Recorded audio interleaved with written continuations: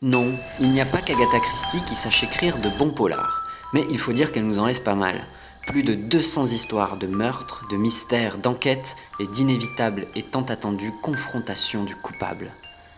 Hercule Poirot a pourtant failli disparaître avant même sa première enquête, si son autrice ne s'était pas obstinée dans son parcours d'édition après 6 rejets de publication consécutifs.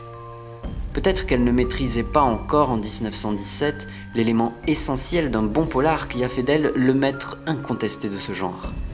Et cet élément clé, aujourd'hui, tout le monde est censé le connaître. Mais je vous préviens, si vous poursuivez cette vidéo, il vous faut savoir que vous ne verrez jamais plus les polars de la même façon. Le suspense sera toujours là, bien sûr, et vous prendrez plaisir à le lire, mais vous assemblerez le puzzle bien plus vite que la plupart des lecteurs. Vous êtes avertis. Allez, c'est parti pour découvrir les coulisses d'un bon polar. On n'imagine pas un polar sans une enquête, évidemment, mais ce n'est pas tout. Dans un polar, on doit retrouver le MacGuffin, une sorte de mobile pour l'assassin. Des fausses pistes, aux retournements renversants sur lesquels on adore se perdre, un challenge entre le coupable et l'enquêteur, voire même que ça en devienne une affaire personnelle pour ce dernier. On doit retrouver aussi une course contre la montre, où plus le temps passe, plus l'enquête est compliquée ou dangereuse. Et enfin, on aime détester ce personnage hypocrite qui change de camp et dont on ne devine pas vraiment les bonnes ou mauvaises intentions. Les ingrédients d'un polar, c'est ça. Vous les retrouverez plus en détail dans l'épisode 18 du podcast 6ème de couverture. Mais l'élément clé d'un bon polar, c'est la relation qu'installe l'auteur avec son lecteur au travers de son enquête. Aucun écrivain n'a envie d'infantiliser son lecteur, ou pire, de le trahir. Et pourtant, celles et ceux qui écrivent des polars commettent au moins une fois cette erreur fatale. Pourquoi ? Eh bien, parce qu'ils n'ont pas compris un élément capital. L'histoire, l'enquête et toutes ces multiples intrigues, tout ça, c'est secondaire. Oui, vous avez bien entendu ce que je viens de dire. L'histoire principale du livre, c'est secondaire. Et je vous explique pourquoi.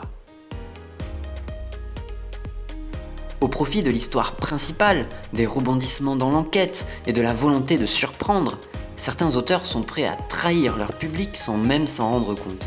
Ils inventent un coupable ou un mobile sorti de nulle part. Ils s'imaginent que l'effet de surprise va conquérir le lecteur, que celui-ci en restera bouche bée. Et pourtant, sa réaction première est souvent une mine désabusée, suivie du célèbre et dramatique « Ah bah ouais, d'accord ». Ces auteurs ou autrices, pourtant de bonne foi, ont commis la plus grande erreur des débutants. Sous-estimer le lecteur. Un amateur de polar, qu'est-ce qu'il aime ? Eh bien, il aime enquêter avec l'enquêteur. Et il trouve un plaisir indescriptible à aller plus vite que lui.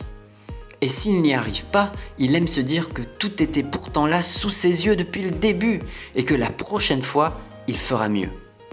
C'est ce qui le pousse à renouveler l'expérience, encore et encore, en s'abreuvant de polars différents. Alors, si vous écrivez des polars, aidez donc vos amis écrivains en respectant ces 2 règles fondamentales. Ne jamais tout expliquer à votre lecteur, par risque de l'infantiliser, et ne jamais le manipuler sous peine d'un sentiment de trahison qui l'éloignera définitivement de vous. Alors, comment faire tout ça ?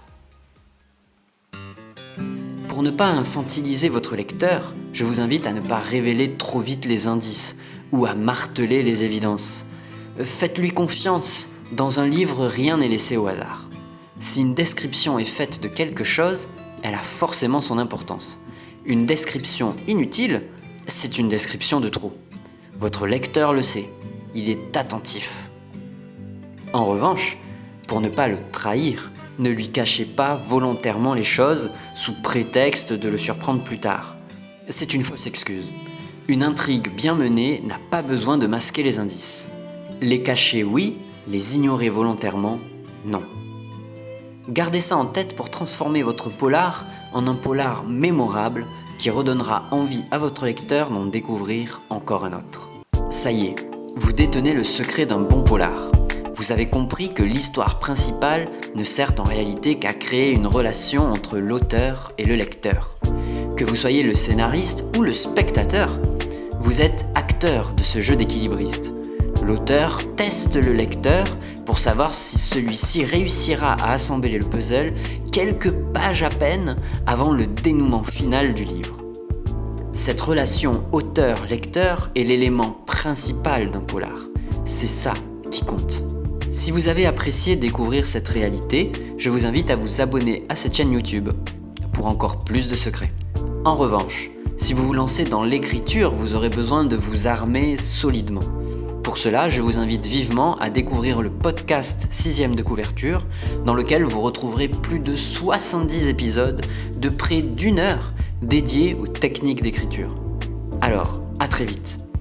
En attendant, vous pouvez découvrir la dernière vidéo sur ces auteurs et autrices qui sabotent tout leur travail.